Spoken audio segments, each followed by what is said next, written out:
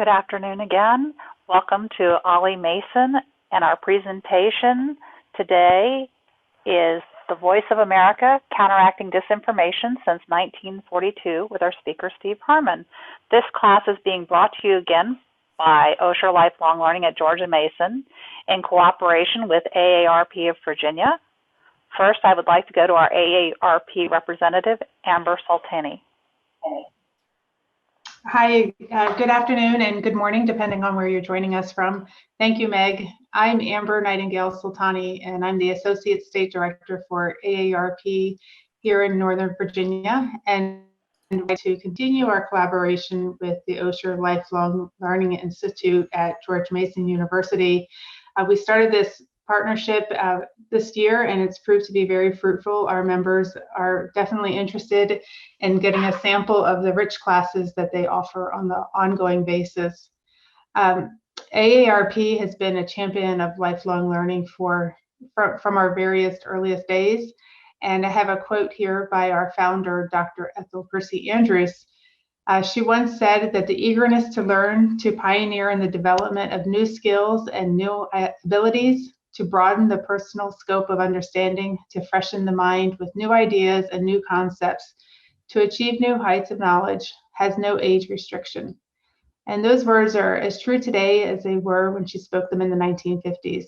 Studies have shown that challenging your brain in new ways throughout your life may strengthen your brain. Our brains are stimulated and make new connections when we learn new things or pursue new interests. So AARP encourages you to stay curious and give yourself a good mental workout by doing something that excites you, that challenges your thinking, offers you enjoyment, and encourages you to grapple with new and complex ideas. So I'm thrilled that we can continue this collaboration with Ollie, and I'm going to turn the program over to Jennifer DeSana, the Executive Director of Ollie Mason. Thank you, Jennifer. Thank you so much, Amber, and hello, everyone. The Osher Lifelong Learning Institute at George Mason University has been in existence for 30 years, and we serve curious individuals who participate in lectures, clubs, trips, and special events, as well as volunteer opportunities such as teaching and service on committees. There are many things you can learn and do at the Osher Lifelong Learning Institute at George Mason University. And I want to welcome all of our Ollie Mason members, as well as those of you who are in Virginia and across the United States online through our AARP connection. You can learn more about Ollie at olli.gmu.edu.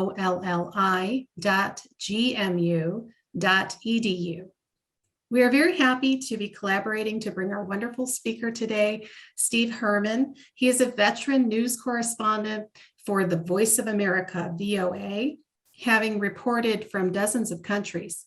He served as a VOA bureau chief at the State Department and the White House. He frequently appears on radio and TV news channels and around the world to discuss U.S. political affairs. Today's presentation by Steve Herman reflects his own views and not those of the Voice of America or the U.S. Agency for Global Media. Now, I would like to introduce Gloria Lowe, the Ollie member who coordinated this program, to say a few words about Steve's contributions to Ollie over the years. Please welcome Gloria Lowe and also Steve Herman. Hi. Steve Herman first presented to Ollie in May 2017 as part of a course on mass media. That was right after Steve moved to the area. We waited much too long to ask him back, and in last February, when he was White House Bureau Chief for VOA, he gave us a very insightful presentation. At the end of that talk, the subject of VOA came up again, and he, on the spot, offered to come back and tell us about VOA. So this is his presentation. Steve,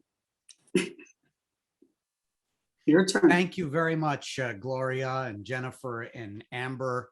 And as you mentioned, I've participated with Osher a couple times before, but it seems like thanks to the AARP family, we have potentially a much wider audience today.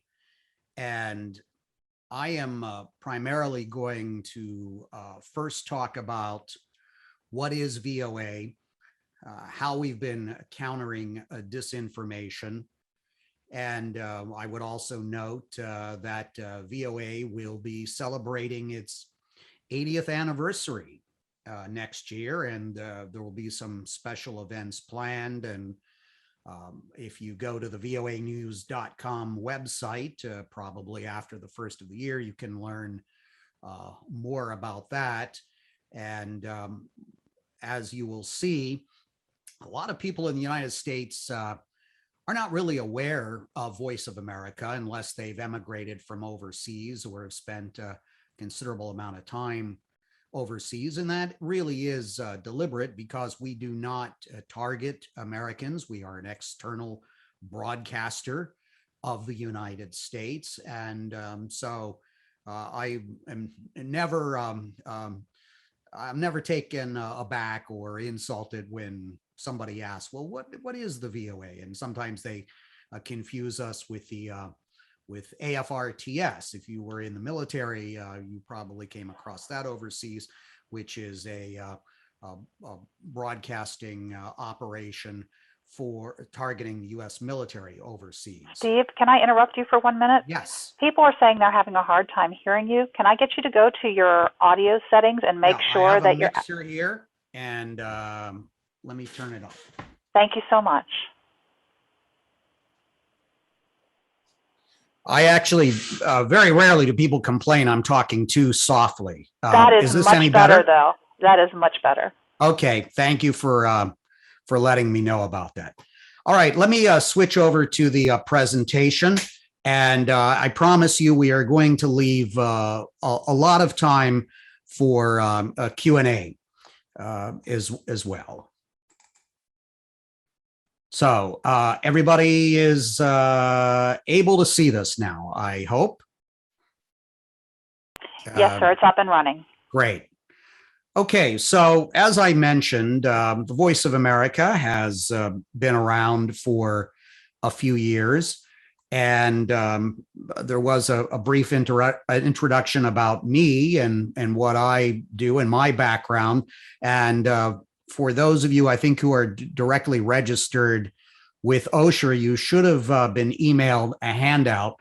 So this has all my background and what I've covered, and I'm not obviously going to read that out here, but happy to also answer any questions about my background in journalism as well. So why was the Voice of America created? Well, during World War II, and even prior to World War II, Germany, specifically the Nazi government, was very active on radio. And back then, the state-of-the-art technology was shortwave radio to reach people overseas. Not only were they trying to disseminate their propaganda to their own people, but overseas as well, and doing that not only in German, but also in English. And there were also broadcasts pre-1941 that were going from foreign countries such as the United Kingdom and the United States overseas, but they were just the general type of entertainment programs for the most part, and did not have any sort of objective of what we would call these days public diplomacy or a soft power. That is a latter term that was coined by a great academic named Joseph Nye. And if you really want to study about what we now call soft power, I would definitely direct you to his books as well. So what happened was in the early 1940s, after the start of World War II, the United States government decided it needed to do something to counter what was coming out of Germany. The government did not have these sort of resources itself. So it went to the Crosley Broadcasting Corporation in Cincinnati, Ohio, primarily because Crosley with WLW radio, had built and was operating a transmitter on AM radio, 700 kilohertz, that had a power of 500,000 watts. 50,000 watts was usually the maximum power for any AM a commercial radio station in the United States. So in a short period of time, the Crosley Corporation created in Mason, Ohio, just outside of Cincinnati, what was a state-of-the-art, high-powered shortwave transmitting facility, which was inaugurated in 1944. And these images you're seeing are courtesy of what is called the National Voice of America Museum, which is at that site. It is a private nonprofit group which maintains that facility now. Sadly, the big antennas that were up for many, many decades are no longer there, but the control room is still there. The transmitters are still there. It is an absolutely fascinating museum to visit, and it has much more than just VOA material in it. But if you do get to the Cincinnati area, I highly recommend it. I did speak there as well and got a great tour of the museum a few years ago. And it is a part of living history and in a way, a kind of a national treasure. And when this all went on the air, it did have an impact. Adolf Hitler specifically referred to it as the Cincinnati Liar. And I think everyone back in the United States who was involved with the Voice of America took that phrase with some pride.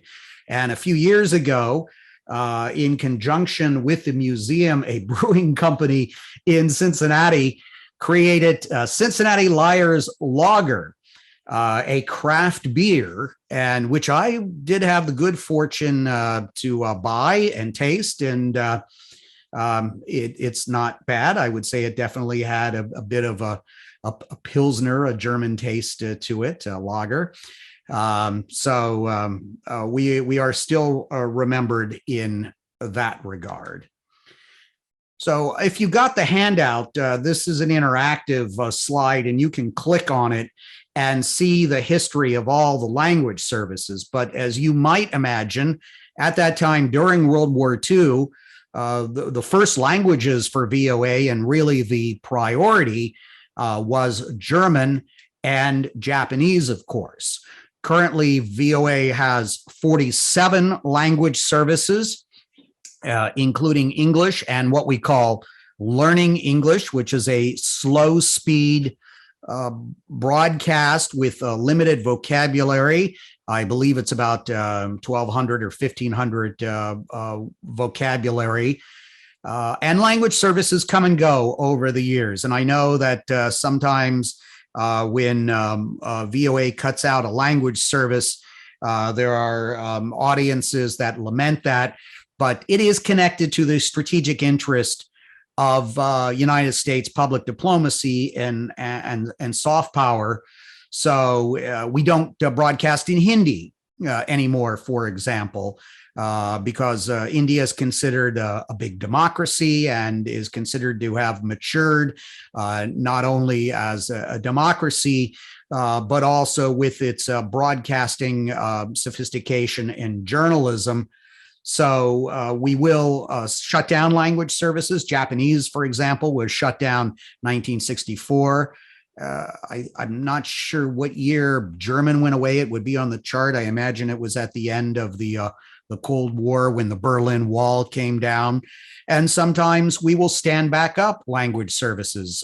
The Somali Horn of Africa service was brought back a few years ago. So depending on what are the geopolitical conditions in the world, we will add new services from time to time. And we are a federal network. We are part of the United States government, 100% along with what is called Radio Martí and TV Martí, which broadcasts in Spanish. That is under a separate division called the Office of Cuba Broadcasting. And then I'm sure many of you have heard about Radio Free Europe, which started during the early 1950s, RFE, RL as it's called now, Radio Free Europe, Radio Liberty. Later on, Radio Free Asia was added. And then at one point, a decision was made to take the Arabic language services out of VOA and create something new called Al Hurra on the TV side and Radio Sawa. And that's under what is called the Middle East Broadcasting Networks, headquartered in nearby Springfield, Virginia. I'm here right now in Alexandria, Virginia, and VOA headquarters is down at 3rd and Independence. And back when things get to normal post-pandemic, there is a great VOA tour that happens, I think, at noon every weekday.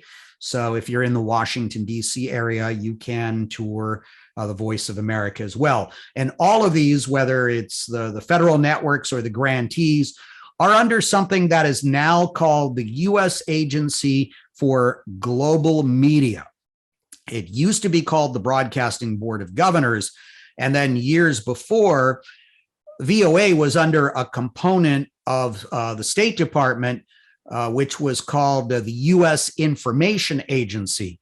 But VOA, and we'll talk a little bit more about this, is an independent agency. In other words, the State Department or the White House cannot direct what we are putting into our newscasts or tell us that we're not allowed to broadcast something.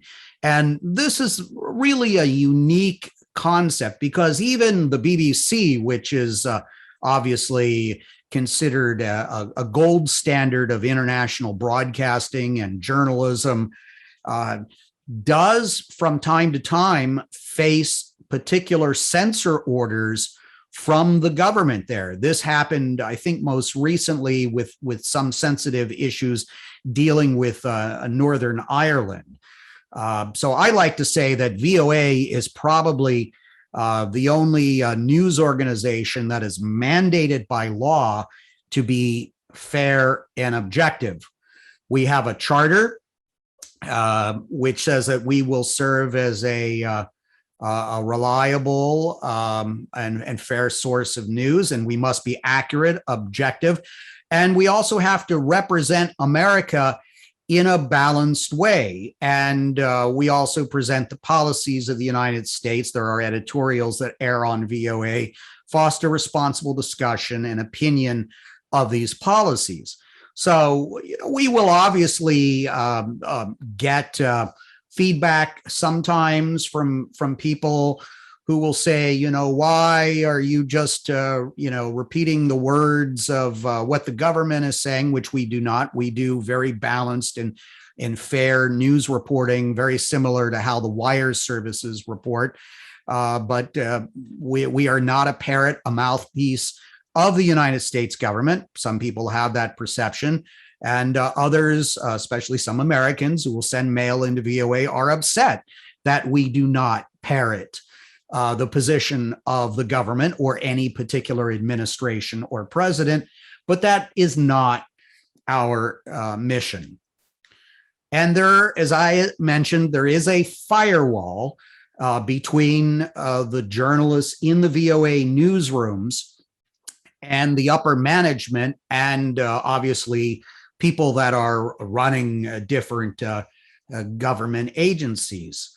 This was codified in a charter in 1976, and in a law in 1994. It was reinforced and also part of the National Defense Authorization Act of 2016. And it specifically prohibits interference by U.S. government officials, including those of our parent agency, in our news coverage. But we are required to ensure that the content that we are putting together, whether it's for radio, television, social media, does adhere to the highest journalistic standards that is free of political interference.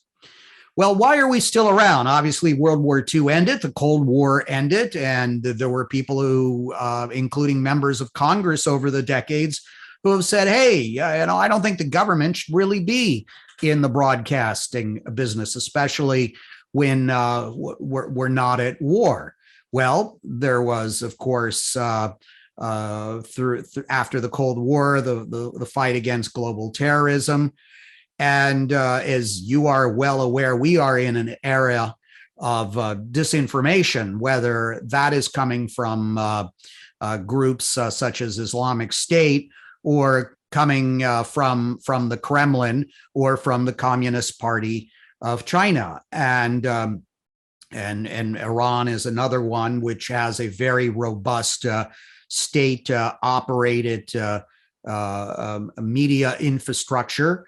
And for many languages and in many countries, we are considered to be the only a credible source of news and information because we're broadcasting in those languages. And we're not a government propaganda outlet being run by those particular governments. Or, of course, in many countries, you have broadcasters who may be nominally independent of government, but they do face heavy government censorship, or they feel they have to self-censor. And it's sad to say, but you have a number of countries around the world where journalists are arrested, tortured, and killed on a regular basis.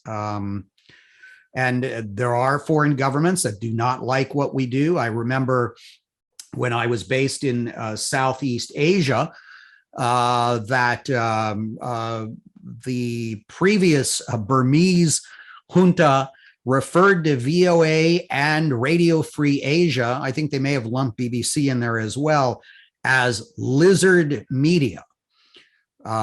Which was, and they even had the newspaper advertisements that they put in the papers, English language papers, referring to us all as lizard media. I think sort of like the fake news label that gets slapped on you. You tend to take it with a perverse sense of pride after a while. And obviously, press freedom around the world is continuing to decline.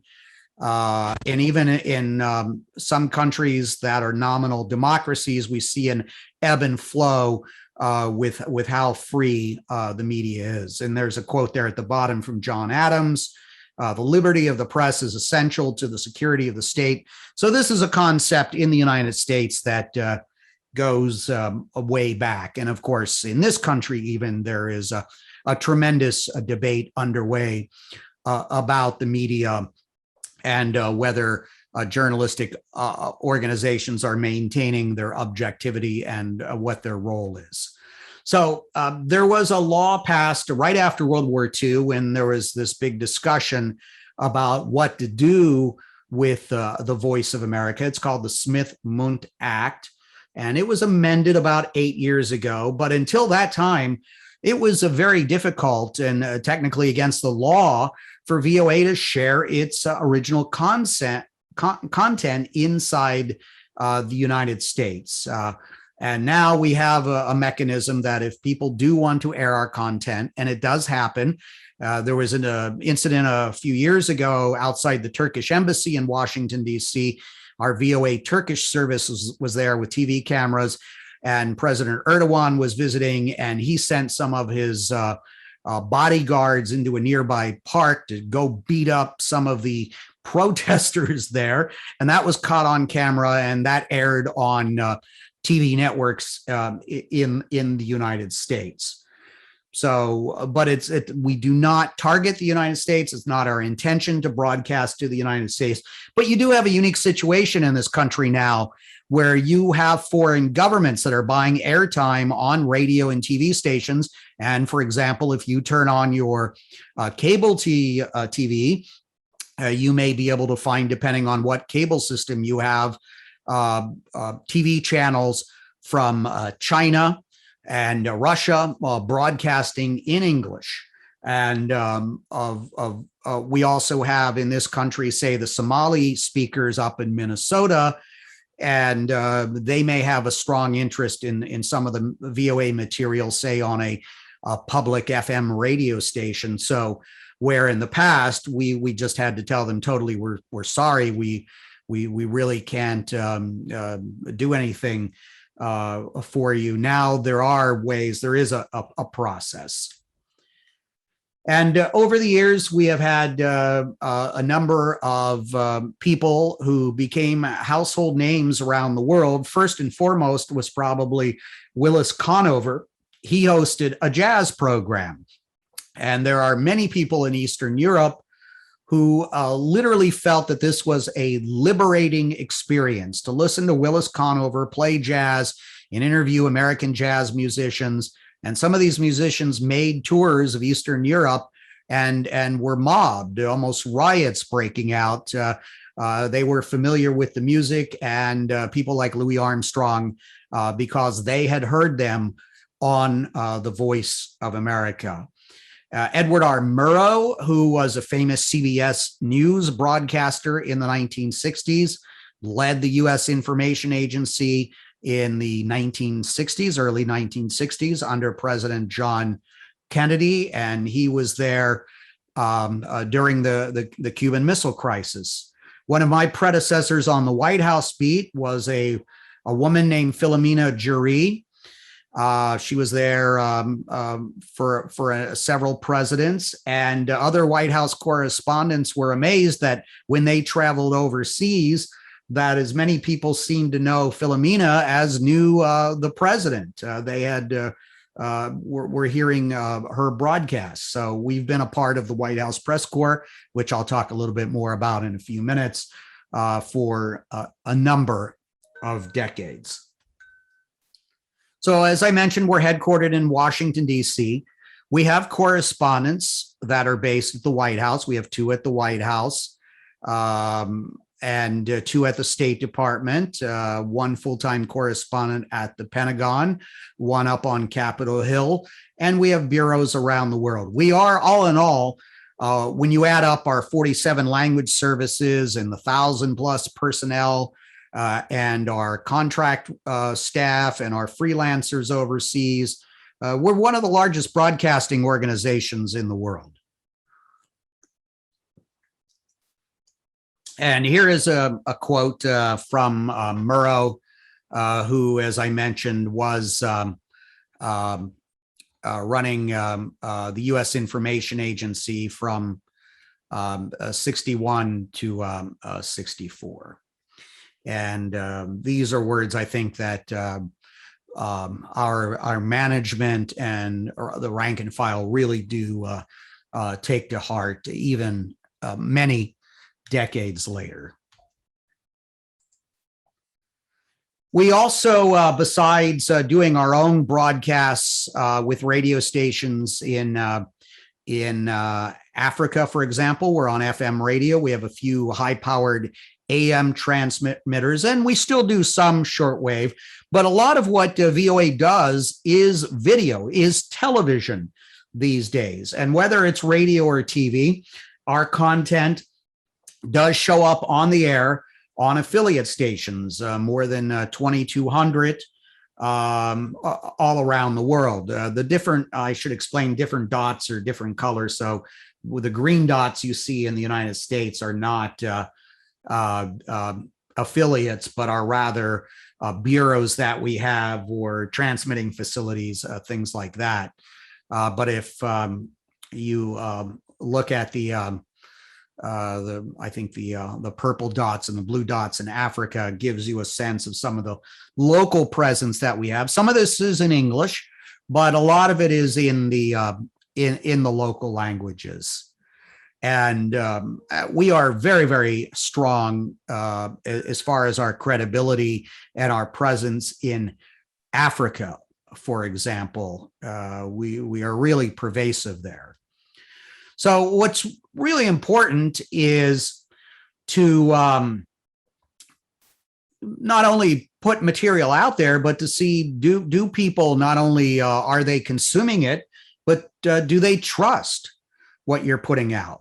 And these numbers, if you look at them, are really quite heartening, because if you look at the percentages of the trust in VOA in many of these different countries, you can see that if you ask people about the trust that they would have in particularly high profile TV networks or newspapers in the United States, I know that to a great degree, these percentages are a lot lower. So this is really validation of the job that we are doing. Now, another question is that comes up is, if we were to be stacked up against other media, where would we be? And this is a very interesting chart because I really haven't seen anything else out there like this. It's by a small company that put this together, sort of taking media bias from left to right, and then looking at content from original fact reporting at the top, and at the bottom, inaccurate and fabricated information at the bottom. And then you can see, for example, at the far right and on the bottom, like you've heard of the infamous InfoWars, and on the left are websites such as Occupy Democrats, Daily Kos, Wonket, whatever, that obviously are pushing certain partisan points of view. And then at the top in the middle, which is obviously if you're trying to run a credible news organization, is where you want to be. You have the Associated Press, Reuters, the top wire services, obviously. And then you can also see VOA. It may be hard to see on the screen because it's quite small, with Stars and Stripes and PBS and NPR, CNBC, etc. So again, you could argue that this is, not necessarily scientific, perhaps a little bit subjective, but it's pretty good a validation of how some outsiders have evaluated our content, stacking it up against other media organizations. So we do have quite extensive areas of news coverage. We do report a lot in English and in our language services, giving people in other countries a look at life in the United States. Refugees is a huge issue for us because obviously a lot of people are coming from countries that we are broadcasting to, and they want to know what is the plight of people when they are forced to leave their communities, or they're disrupted by war and that whole process of resettlement. And we're doing a lot of stories right now, for example, about the Afghan refugees that are being resettled in the United States. There's an extremism watch desk, which has been reporting on extremism around the world. Press freedom is a big particular area of focus. We opened up a bureau in the Silicon Valley a few years ago, so we have a lot of stories coming out about high tech these days. So, for example, the announcement yesterday about Facebook changing its name to Meta would have been something that our Silicon Valley bureau would have been covering. Women's issue has been a big push. Our previous director of the Voice of America, Amanda Bennett, was very much involved in pushing this, along with Yolanda Lopez, who was leading the Central Newsroom, the English language newsroom. And we are now analyzing internally, I can tell you, how our stories look on gender, whether women are being represented, not only in the content, but also on the air as well. And another fascinating component that we have is called Polygraph. It has its own website, polygraph.info. It is doing fact checking, really has an emphasis on what's been coming out of Russia, but there are other things out there and I'm frequently consulting it as well. And that is a major part of what we're doing as quickly as possible to really counter some of the disinformation and misinformation coming out there.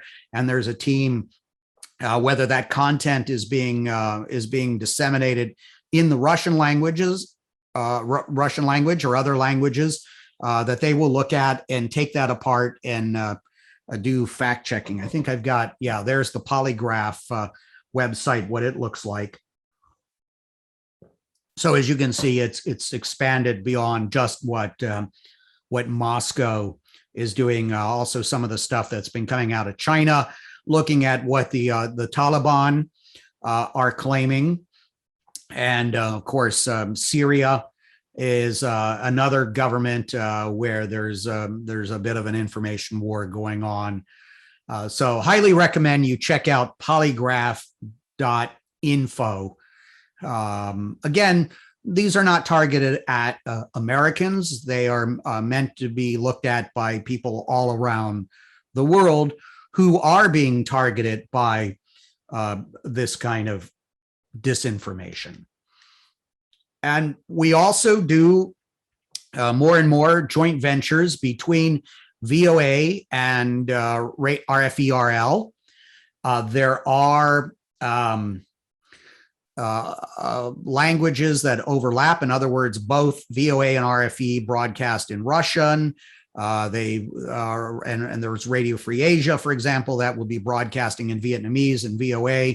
So there is some cooperation. And one thing is Chas Time in Russian, a 24/7 Russian language digital network. And now, obviously, a lot of people may not be seeing this on their TV sets in Russia because the Russian government will block that. But I can tell you from going to countries such as Kyrgyzstan, where you have a lot of people there. In fact, the majority in some of these countries are Russian language speakers, and they are just bombarded with news coming from inside Russia. So we are a bit of a counter to that. We're also doing programming in Farsi as well. And there are a lot of people that are watching it in Iran. But as you know, there is a big diaspora from Iran as well. Los Angeles now is probably one of the biggest cities in the world where you can successfully thrive and just by speaking Farsi. This is a quote when John Lansing was director of the Broadcasting Board of Governors a few years ago. He testified before a Senate panel about the pervasiveness of disinformation from Russia, misinformation, and trying to influence opinion in the United States and among our allies and partners. And I thought this was a really good quote, actually a few paragraphs here that was worth capturing. And as he said, if everything is a lie, then the biggest liar wins.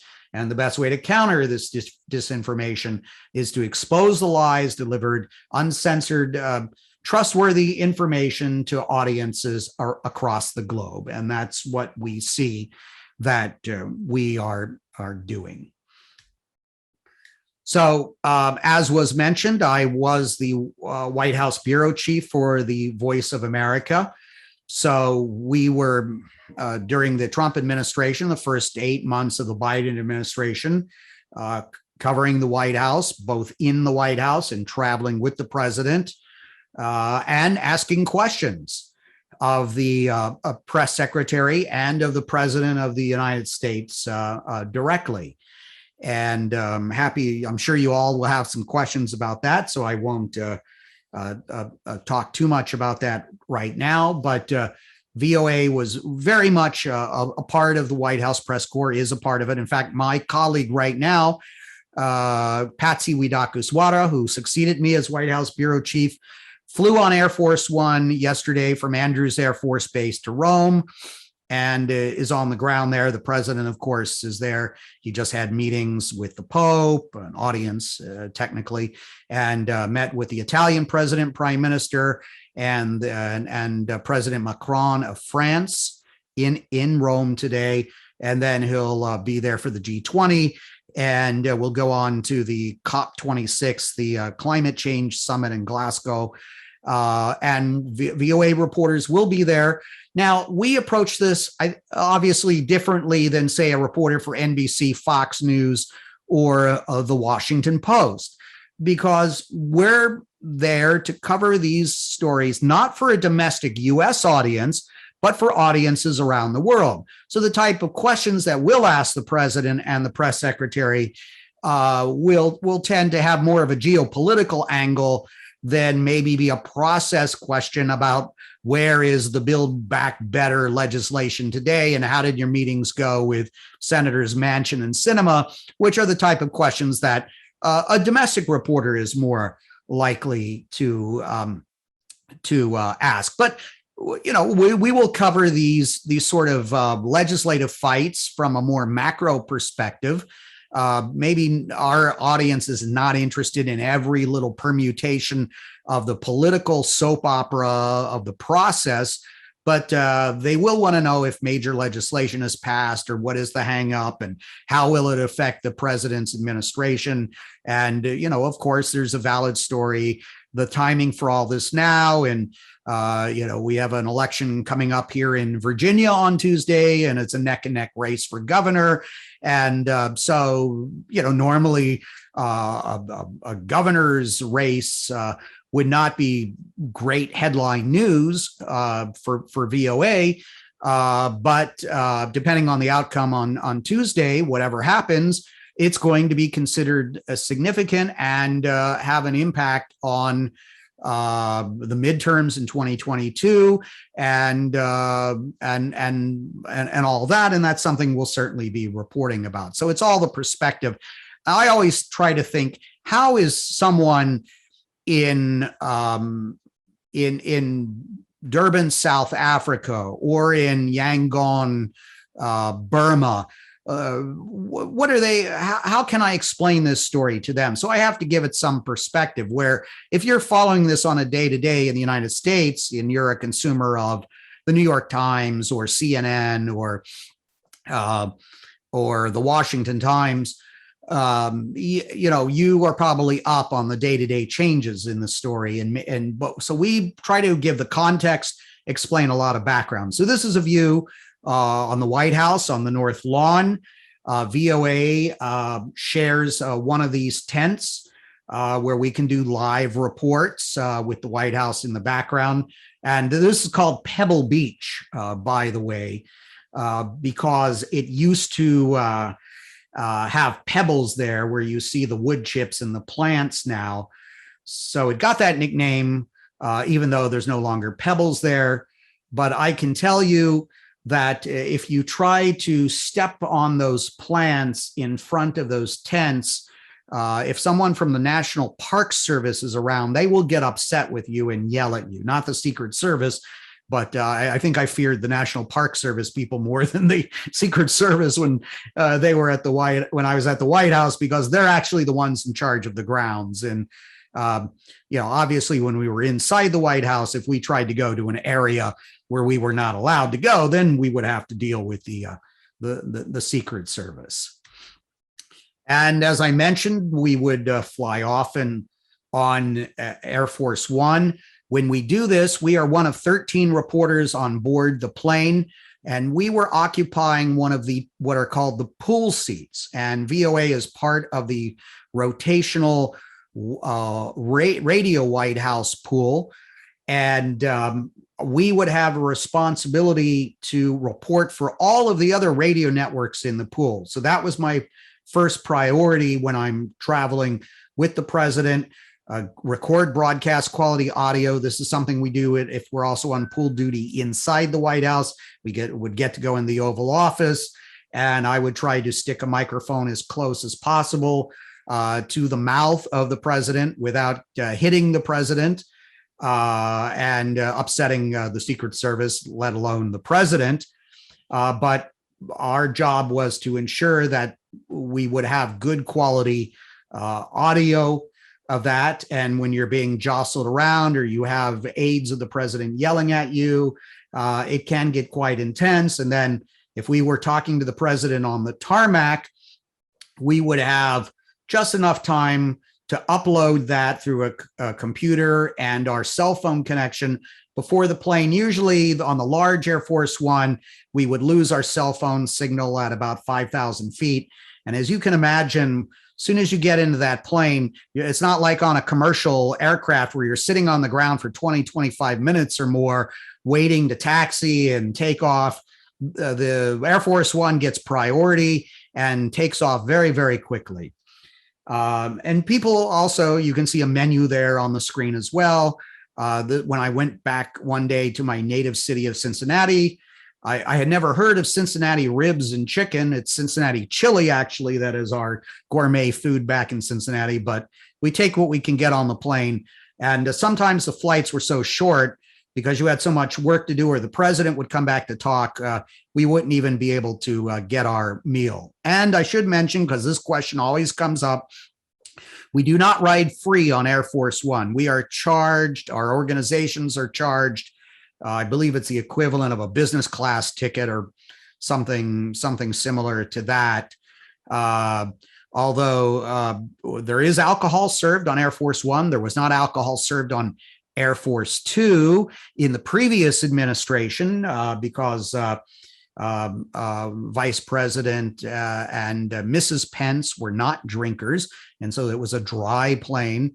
But at the end of the day, coming back home at midnight, if I wanted to order a shot of whiskey or something, I was allowed to do that.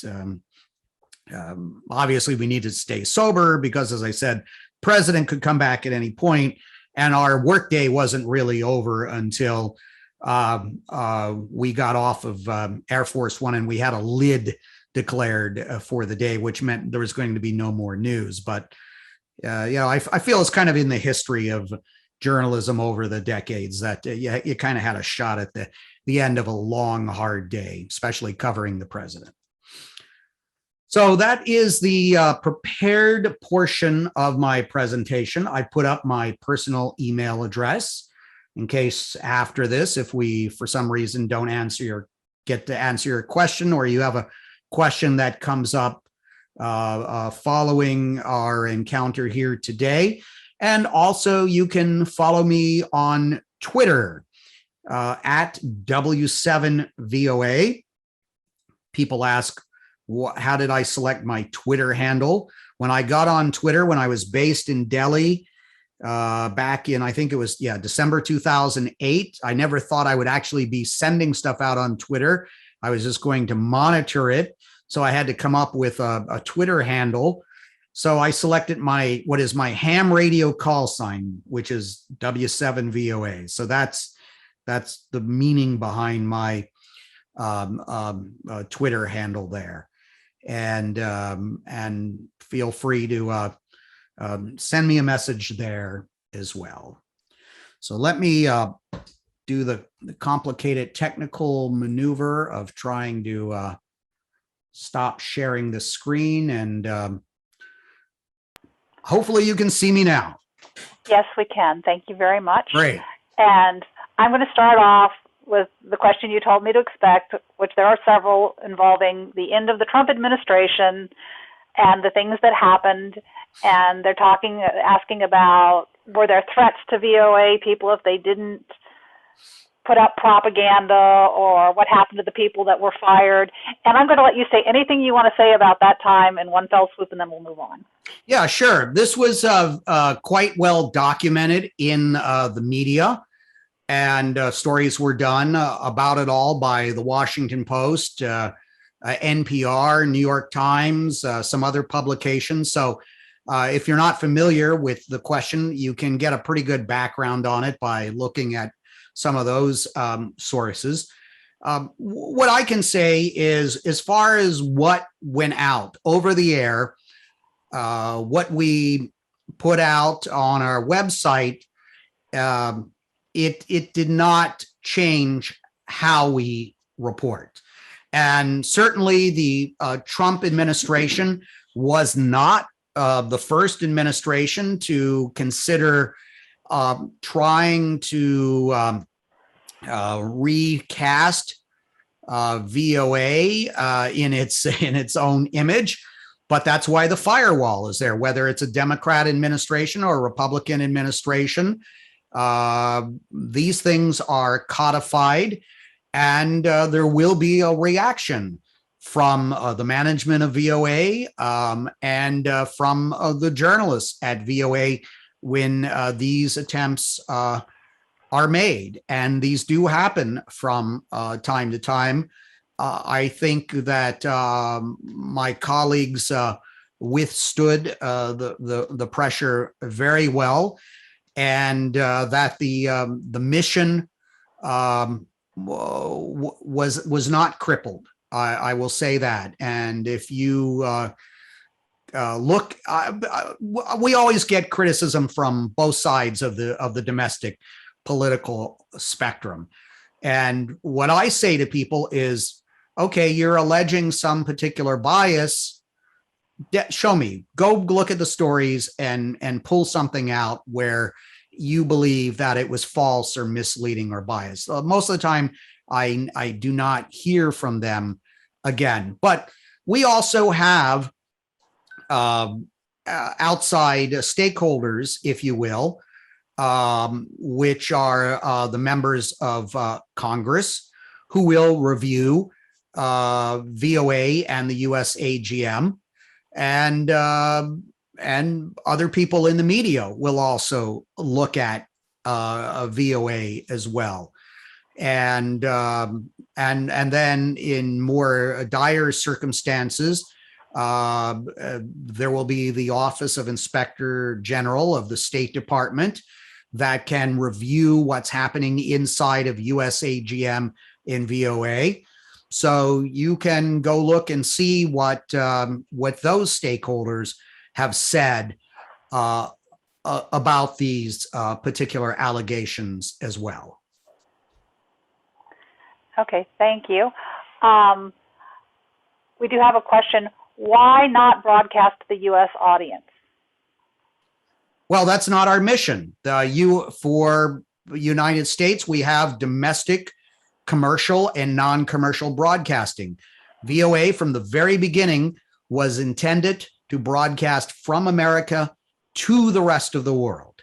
And after World War II, as I mentioned, when Congress was debating the fate of VOA, there were a lot of lawmakers who said that the United States government should not be in the broadcasting business at all, either because they felt that domestic broadcasters should not have any government competition, or that was just something that government funds should not go towards. So you could argue that the Smith-Mundt Act was a bit of a compromise to allow the Voice of America to continue to exist, but ensure that it was not targeting people in the country. And I think if you surveyed a lot of people in this country, they would say, we don't want the United States government broadcasting to its own people, or having a U.S. government funded news organization that is targeting its content. Now, look, the White House, they have press conferences. The State Department has press conferences. That's why they have a press secretary, and that the president can go on the airwaves and deliver his message directly to the people of the United States through a live presidential address. Those things happen all the time. And that's obviously the way that the government most directly disseminates its message to the American people. So, yeah, I guess that perhaps is the best way to explain it. Okay. How do the missions and methods of VOA differ from those of RFE-RL? Yeah, great question. Now, when RFE-RL were set up in the early 1950s, they were considered to be what are called surrogate broadcasters. In other words, say Hungary, the communists came in, the free press in Hungary was destroyed. These broadcasters scattered, they left the country, they ended up in London, New York, Washington, or Prague. And so they were set up to broadcast news about their particular country back to that country. So in the case of Hungarians, you had Hungarian broadcasters in their language in Prague, or in the case of VOA in Washington, broadcasting back to their countries. And RFE-RL had more of a what I would call a democracy dissemination flavor. They were definitely advocating for the overthrow of communism and reporting things at a more granular level, where VOA, on the other hand, was reporting more about the United States and the world in general. They weren't perceived as what are called surrogate broadcasters. And it's no secret now that in the early 1950s, RFE had involvement and funding coming through the Central Intelligence Agency, where with VOA, that was never the case. We were definitely hands off in any relationship with the intelligence community. And as I mentioned now, RFE and RFA do have joint ventures, and there's more of a cooperative spirit between the different entities. And the other thing is, as I mentioned, those who work for RFE or RFA are not government employees. They are private, nonprofit entities. The money is granted and does flow through Congress, and they are under the US AGM umbrella. But there are some subtle differences with the funding mechanisms, the legal structure, and definitely what the missions are of the broadcasters. Okay, thank you. Since so many people get their news from social media, does VOA provide content to these platforms? Absolutely. We have a pretty big presence on Facebook, on Twitter, and our different language services. Now, in some countries and some languages, Instagram may be huge, where Twitter is not, or vice versa. So there is a process of review to see how we can most effectively reach people on social media in these different languages in different countries. And we are quite robust, not only in English, but on social media in the different language services. But this is also evolving. So things will come along, whether it's Snapchat or TikTok now, and people will look at that internally and say, hey, this is an effective way to reach these audiences. So there is a misperception that VOA is still a shortwave broadcaster. There is a little bit of shortwave that is still done, especially into places like North Korea. We use shortwave and medium wave to get into North Korea because maybe Kim Jong-un is the only guy on Twitter in North Korea, right? But there's not a lot of sense trying to reach people in North Korea through Twitter or Facebook because it is blocked. And China presents some challenges too. And we also have a division under USAGM, a technology component that is uses things like VPNs, virtual private networks, to help people in countries like China get access to the VOA online material that is being blocked by those governments. Okay, thank you. Can VOA broadcasts be blocked or scrambled? They are, absolutely. And the Soviet Union and other Eastern Bloc countries and the Chinese were jamming the shortwave broadcasts going all the way back to the 1950s. Maybe the Germans were, I'd have to consult, there's a guy named Alan Heil Jr. who wrote a book about the history of Voice of America, highly recommended. He's sort of my go-to guy when I want to know what happened in the early years of VOA. So maybe the Germans were also trying to jam VOA back then. And I just mentioned the firewall, the Great Firewall of China, blocking the VOA domains. And as you know, the Chinese are very comprehensive even about scrubbing certain words off of social media. So it is a bit of a cat and mouse game. And we, in our parent agency, USAGM, does develop and implement technology to help us get around that. But I can tell you, I spent a couple weeks in North Korea some years ago and talked to people who told me they do listen to VOA and RFA. And we do know that the North Koreans try to jam those signals, but it's impossible to cover it up 100%. We broadcast on satellite television as well in a lot of languages. And governments may say that that is against the law to have a satellite dish to pick up VOA or foreign content, but people do it anyway. North Korea is an example of a country where the penalties are relatively harsh if you get caught consuming foreign media content, but other countries where it technically may be illegal, such as Iran or China, people are doing it anyway, and it's probably impossible for any government to clamp down on this 100%. So it is a bit of a cat and mouse game. Okay. Are VOA reporters always appointed and change when the president changes? No, not necessarily. I mentioned Philomena Giry, who covered several presidents. That is really something that would be decided among the editors in the newsroom and the correspondent. In my case, I had told my editors, it was August of 2020, so it was a couple months before the election, and I said, I don't want this to be political, regardless of the election outcome. I don't really want to do another 4 years covering the White House. Maybe another year is okay, and it all worked out. The timing worked out perfectly.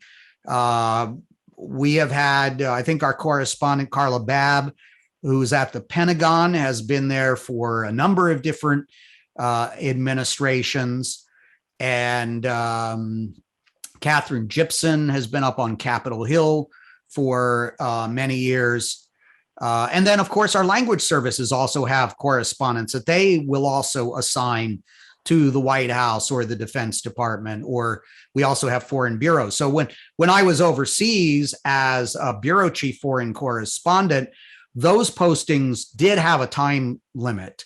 Those were 3 years, and they could be extended twice for a year. So the maximum as a foreign correspondent, if you were in the VOA Foreign Service, was 5 years. So there was a time limit in that regard. Okay. Are the pools of broadcast agencies who go on trips with the president, et cetera, randomly assigned? There's a rotation for the radio pool and the TV pool, and then there's a print pool, and then there are permanent. The wire services, AP and Reuters, are always part of the pool every single day, along with some wire service photographers. But for the TV networks have their own way of doing it at the White House. They have, I believe, a monthly rotation? So if NBC is the White House, and then there's in-town, what are called in-town pools and travel pools. So there would be a specific pool that is with the president in the White House. And then if he goes out of town, there's a separate pool, because they physically have to be out at Andrews Air Force Base before the president takes the helicopter from the South Lawn. One interesting thing we always notice with President Trump, we'd be on the South Lawn asking him questions. He'd be about to get on the helicopter and he'd say, I'll see y'all out at Andrews Air Force Base in a few minutes. like maybe he thought we had our own separate helicopters, but in reality, there was a separate pool of reporters already out at Andrews that was going to travel on Air Force One with him that day too. So radio pool was rotational. So there's about a dozen members of the radio pool, different news organizations. So they would have basically more than twice a month, 2 times a month, you would be part of the in-town pool. And not all those radio networks would travel. So they would voluntarily not be part of the travel pool because it gets expensive. Some news organizations can't afford that. So depending on how often a president is traveling, it could be quite intense. And I can tell you right now what's happening with the pool that's overseas traveling with the president. So Patsy from VOA was the pool reporter from Andrews Air Force Base to Rome until they had a lid last night. Scott Detrow of NPR is the pool today with the president in Rome. And then another news organization will probably be the pool tomorrow, depending on how many are traveling. So there is a method to the madness, and but there's not a simple answer that it's the same for all the pools, whether they're in town or travel pools. And you're also responsible not only for getting that, when I was radio pooler, getting that information up to all the other radio networks as quickly as possible, but for sending out email reports about what's happening. So I would be sometimes with a couple of different phones, and then with my broadcast recording equipment, not only recording, but also taking a photo to send to the pool and sending out a pool report. You could use about 8 arms to really do this efficiently. And then, of course, in our own news organization, we would rotate people too. So if you have, for example, large like NPR might have several different reporters covering the White House. So it could be a different reporter every day. But I didn't keep track. But I think if you count flights on Air Force One, I probably did over the course of the Trump administration and the beginning of the Biden administration, I don't know, somewhere between 70 to 100 flights on Air Force One. And the number of times that I was in the Oval Office was probably in the dozens and dozens. I did not keep track. Okay. Could you please give some examples of situations where different levels of source confidentiality would be needed and or promised for a news story? Example, on the record versus off the record, or on background versus on deep background. Are there any systematic differences in the practice in terms of source attribution by country or region? Well, I can't speak to say how a Greek reporter might deal with this with a Greek official.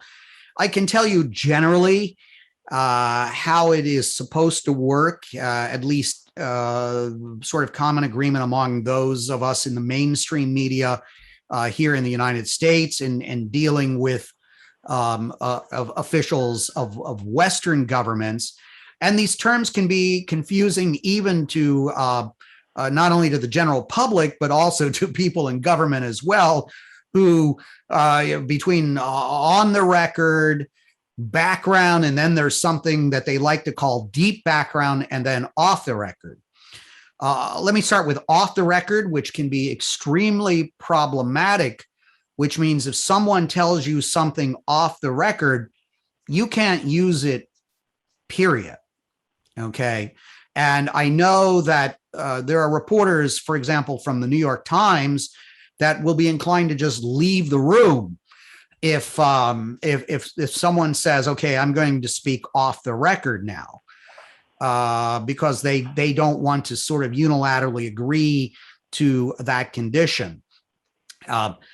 It's kind of abused because a lot of times what is off the record tends to be interpreted more as background. Background means that you cannot say that Joe Smith, the director of the drug enforcement agency, said XYZ today. You can, and usually when it's on background, there is an agreement on how the comment will be attributed, which is a senior administration official said. You'll hear that quite often. And there's a lot of criticism about journalists not revealing their sources and agreeing to put out this information.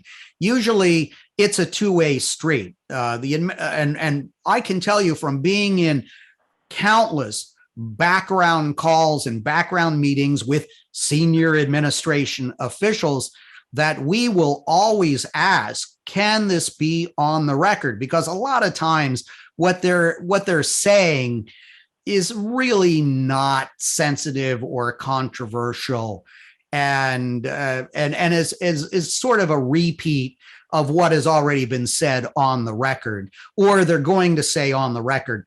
But background is used and abused, you could argue, a lot of times by administration officials to put out trial balloons. They feel it's a way to protect them. And what they would say in their defense, it's a way for us to speak frankly. Well, I can tell you in a number of administrations that I've covered, they are very, very careful as to what they're saying on background. But I guess it gives them some level of deniability if something explodes out of what they're saying.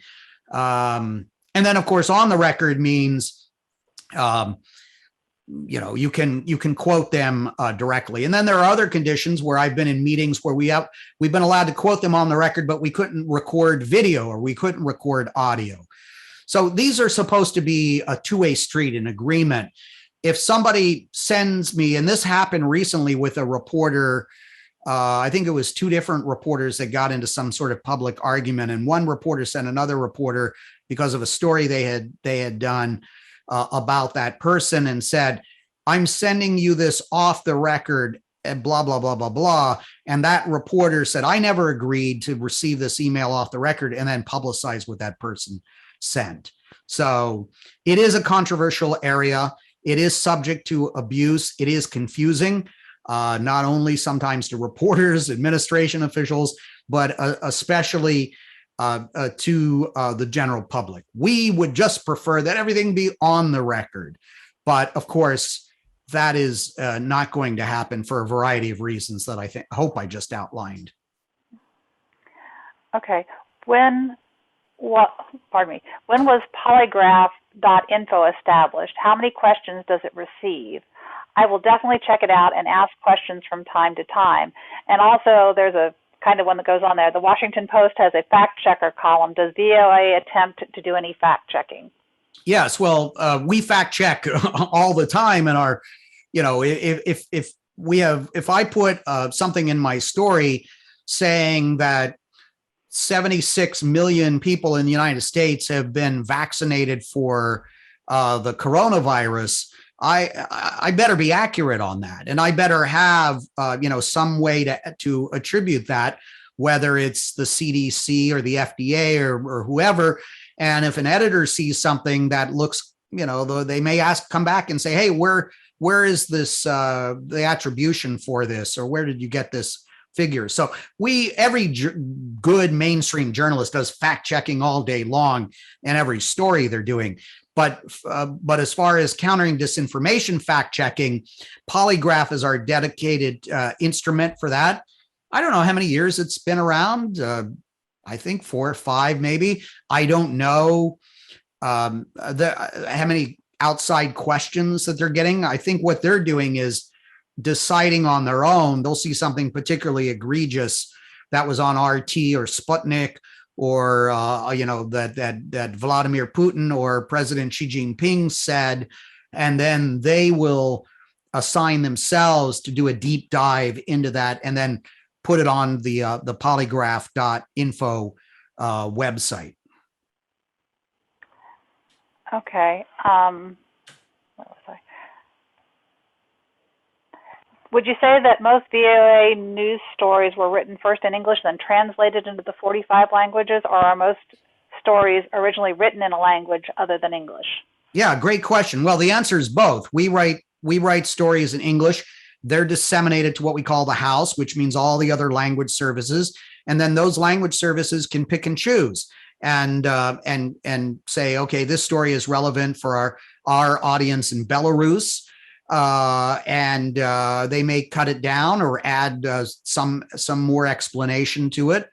And then we also now have what are called bridge editors, who will take original content being produced by some of our larger, more dynamic language services, whether it's Chinese, the Farsi service, Russian service, are very good about coming up with original reporting. Spanish as well, another one.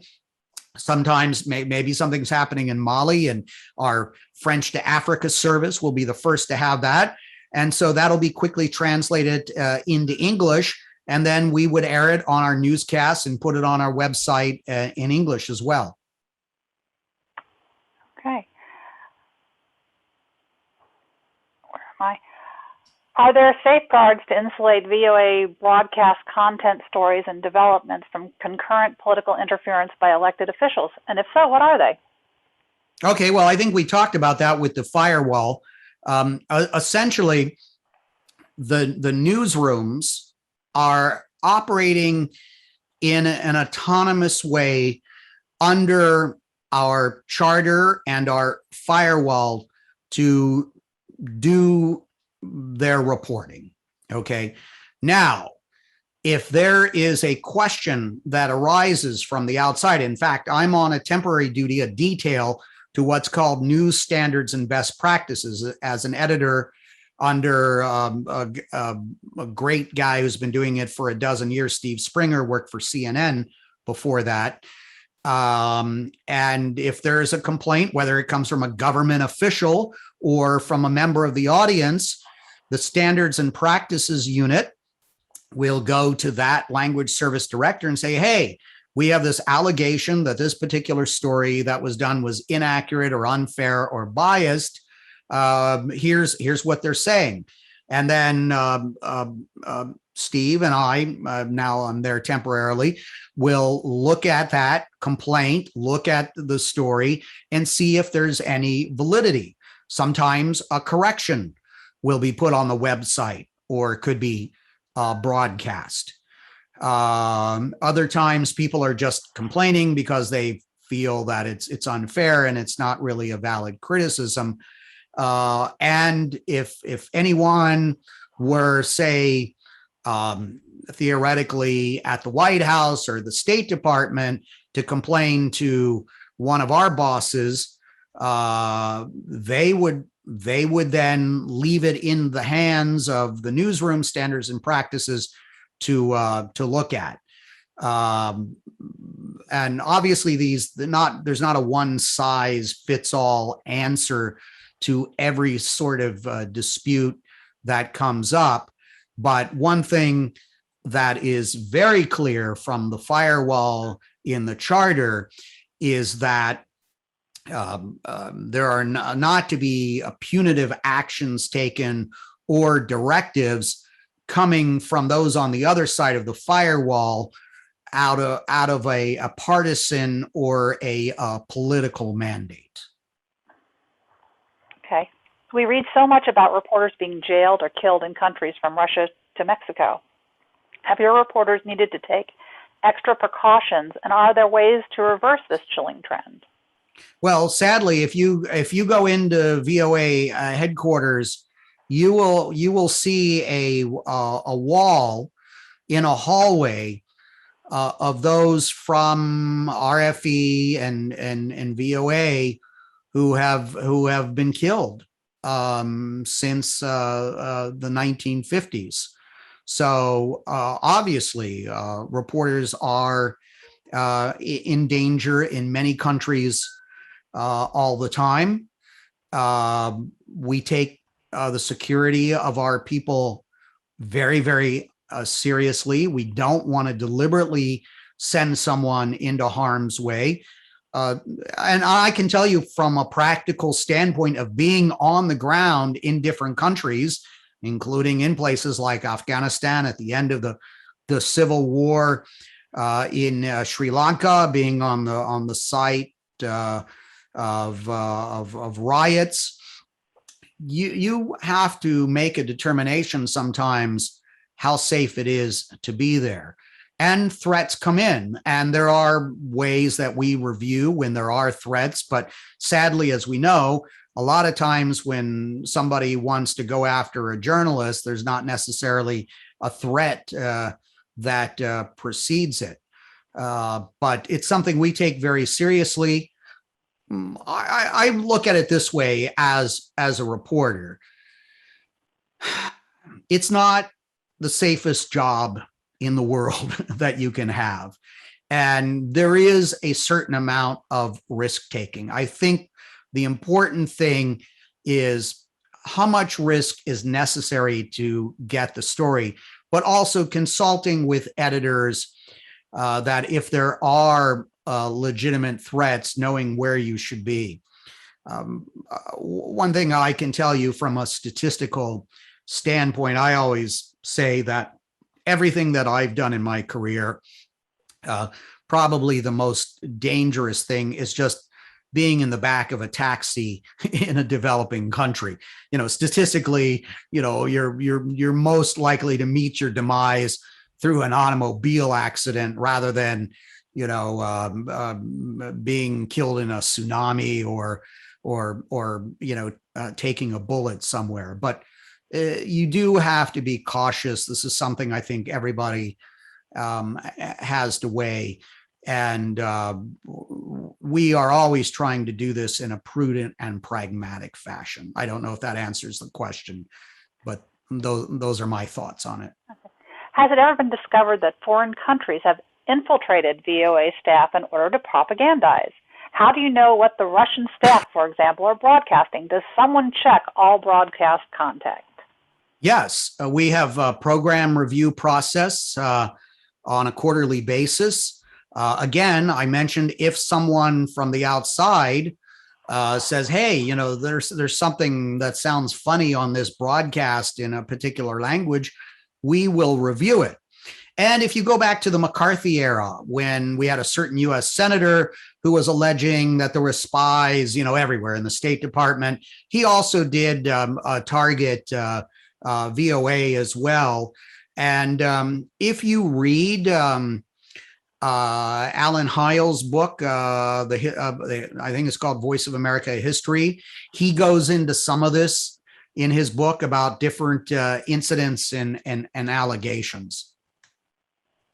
Okay. Does VOA make use of foreign media translation from what was called FBIS open source?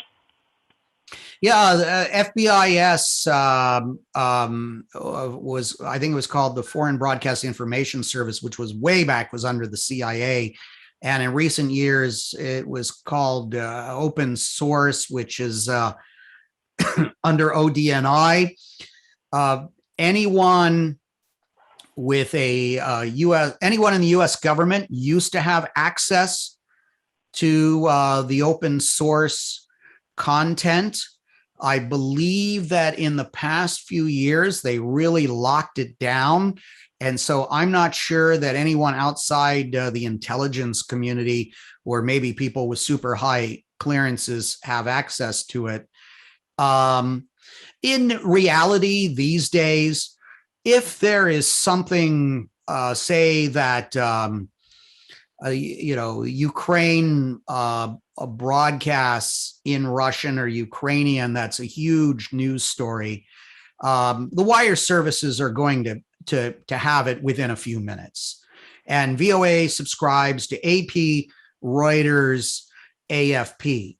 For research purposes, you know, FIBIS for the archival content, or was valuable to some degree. But I think for real-time journalism, because we do have people, correspondents in different countries who are, say, listening to the domestic TV broadcasts themselves, it's pretty easy to find anything that important. And I can tell you, unless you were able to monitor the live streams from open source, because I used to, when I was based in Seoul, I was very keen to keep track of the North Korea broadcasts in real time, which if you were based in Seoul was technically illegal to listen to or watch.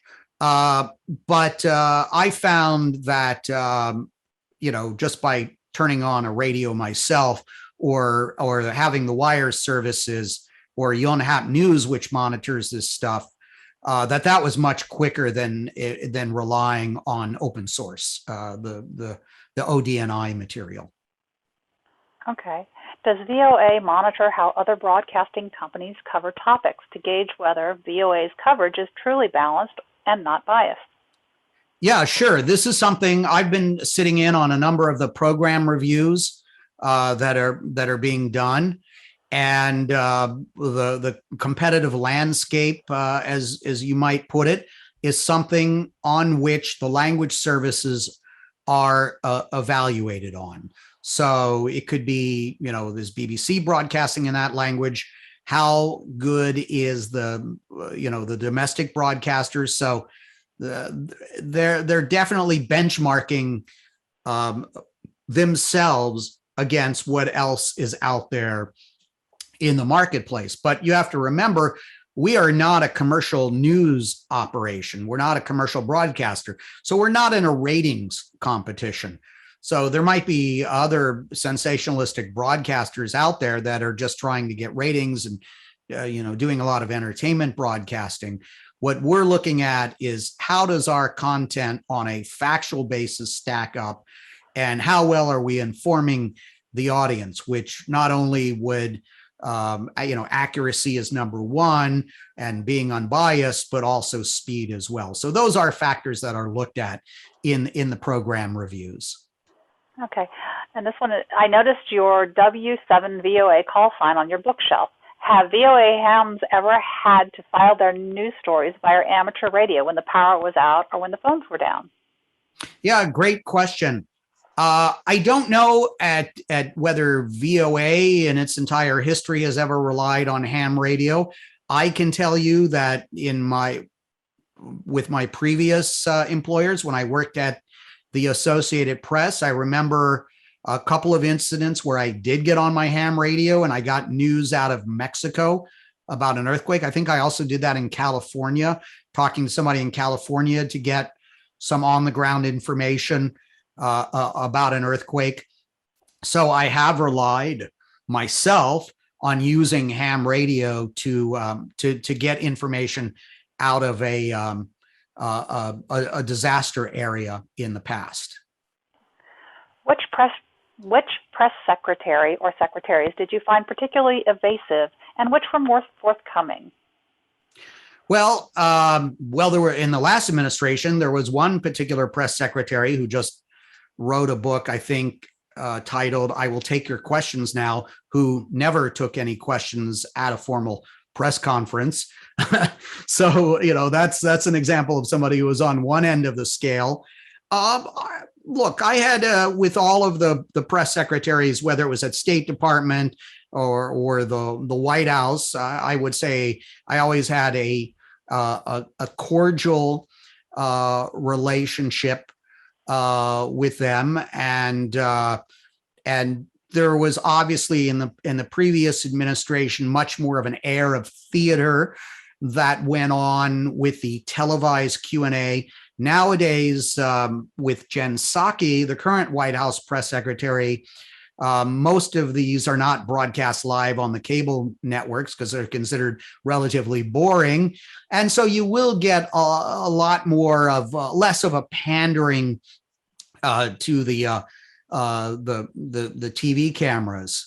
But I would say that Psaki, who previously did this at State Department, is probably one of the better press secretaries I've seen at being deft at answering questions. Reporters may not like the answers, but I always say that the toughest job in town actually is not White House press secretary, it's State Department press secretary, because you have to have this encyclopedic view of the world, and they actually have a huge binder that has the material in it that they can consult. But a good press secretary sort of is able to do this off the top of their head. And whether they're at state White House or the Pentagon, I have admiration and respect for anyone who steps up on that podium, because whatever small error you commit is going to be pounced on.